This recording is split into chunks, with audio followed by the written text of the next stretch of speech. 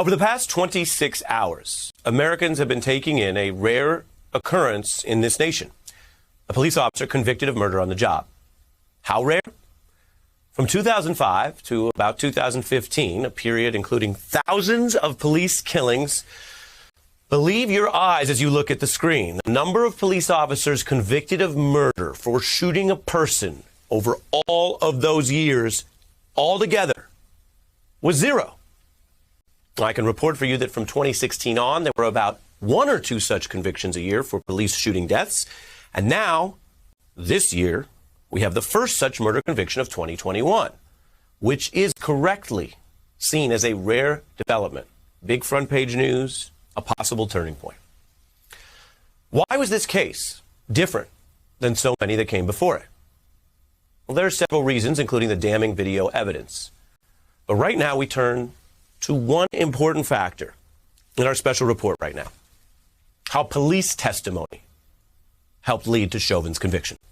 Prosecutors called 8 witnesses from the Minneapolis Police Department and Chauvin's own boss for mounting factual, documented, incriminating testimony against fellow former officer Chauvin, with police experts flatly stating the force he used was excessive and Chauvin should have ended that neck restraint long before killing George Floyd. When Mr. Floyd was no longer offering up any resistance to the officers, they could have ended their restraint. And that was after he was handcuffed and on the ground and no longer resistant. Correct. The jury also heard from the longest serving member of the Minneapolis Police Department. What is your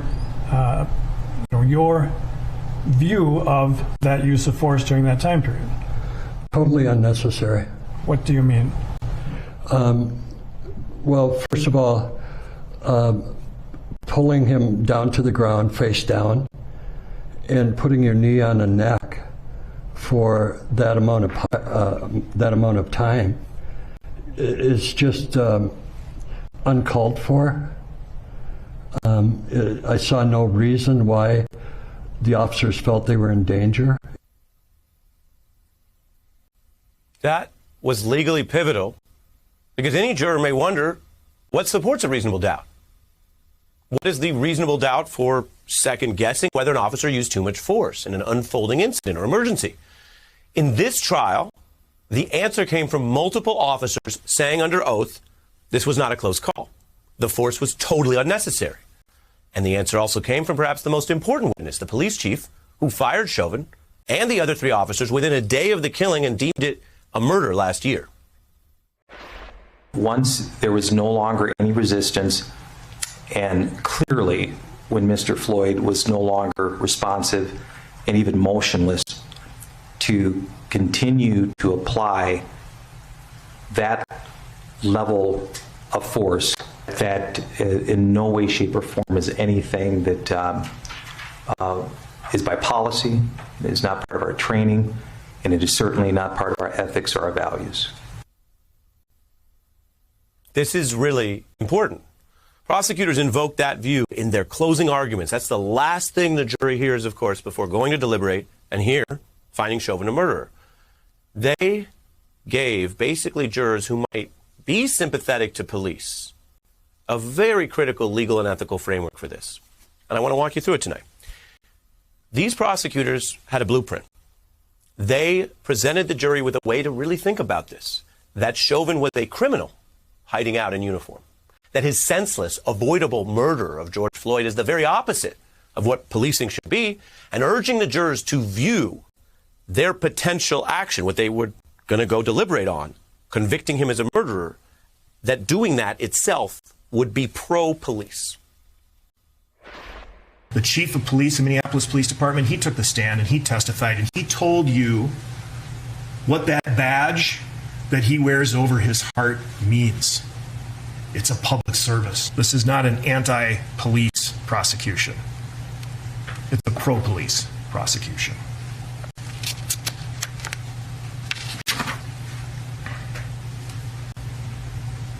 The defendant abandoned his values, abandoned the training, and killed a man. Let's get off that one. Now, the jury's answer on this was for no reason at all. They convicted Chauvin as a murderer. The police testimony built on what reformers see as one positive sign from before this trial even began. 14 officers publicly condemned Chauvin's action back in June. And that may seem like a low bar. Police should be against murder on tape, whether it's done by civilians or police. Just like doctors should be against malpractice in surgery that hurts a patient, even if done by a fellow doctor. But in the United States, many police departments have these strict codes and cultures of silence and protection for other officers, even those accused of extreme misconduct or violence. It's often called the blue wall of silence. It can be a legal barrier for prosecutors. It's also very hypocritical considering that police routinely demand and pressure other people to talk and testify to court against the suspects they catch. Now, I mentioned tonight several factors led to this conviction. But we have seen damning video footage before, like an officer caught on tape shooting an unarmed man in the back while he fled, Walter Scott, gunned down by then Officer Michael Slager, caught in the shooting on tape there, and caught trying to frame that crime scene. That was also on video. Do you remember that one? Now, there was police testimony in that case too. 4 officers talked, but all on former Officer Slager's behalf, testifying for his defense to murder. And the jury could not agree on the charges, leading to a mistrial. Now, police officers also made a show of public support in the trial of another Minnesota officer, Geronimo Yanez, who won a unanimous jury verdict acquitted of murder charges for killing Philando Castile. Another Minnesota officer, indicted in 2019 for killing Justine Damon, benefited from this so-called blue wall. A reported 20 different police officers refused to talk to investigators at all to provide facts, cooperation, evidence. So that case had a much higher hurdle, although that was actually one of those rare convictions I mentioned. Now, take it all together tonight. I'm talking to you about this tonight at this juncture because it's so important. What does it all mean? Is this blue wall eroding? I can't report the answer on that for you tonight. I can't. And the reason is simple. We don't know. We don't know if one extremely gruesome case is an outlier or a sign of a new pattern on the way. And if police do start cooperating with these investigations, does that mean we have some big win for justice or civil rights or black people in America?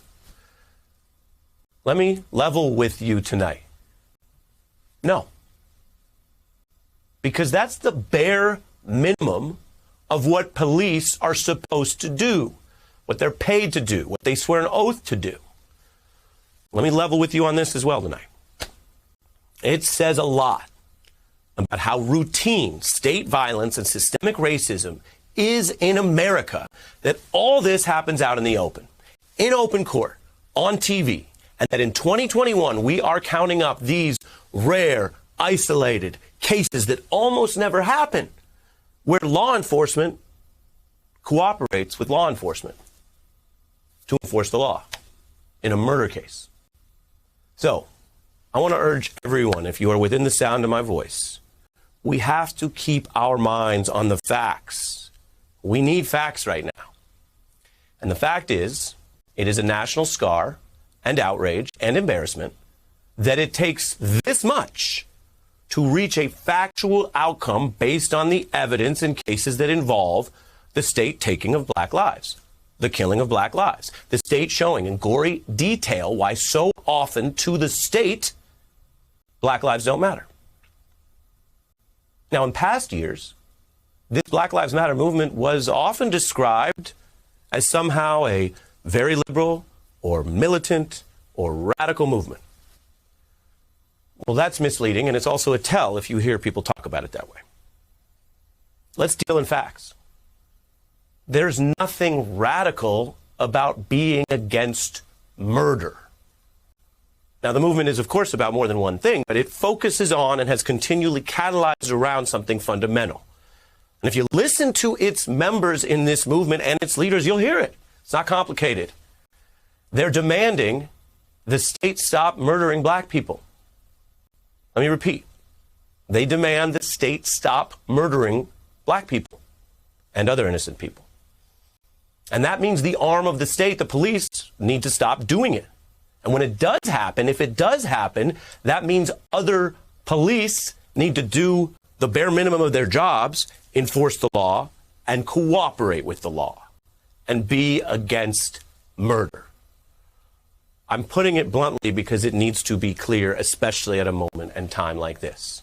So what we have here, this time, in this single case, is that more police than usual in America did do that, which is, of course, all they're supposed to do. The defendant violated our policy. Would this be authorized? I would say no. They could have ended the restraint. What is your, your view of that use of force during that time period? Totally unnecessary. Hey, I'm Ari Melber from MSNBC. You can see more of our videos right here, or better yet, subscribe to our YouTube channel below. You could have been anywhere in the world, but you're here with us, and we appreciate that.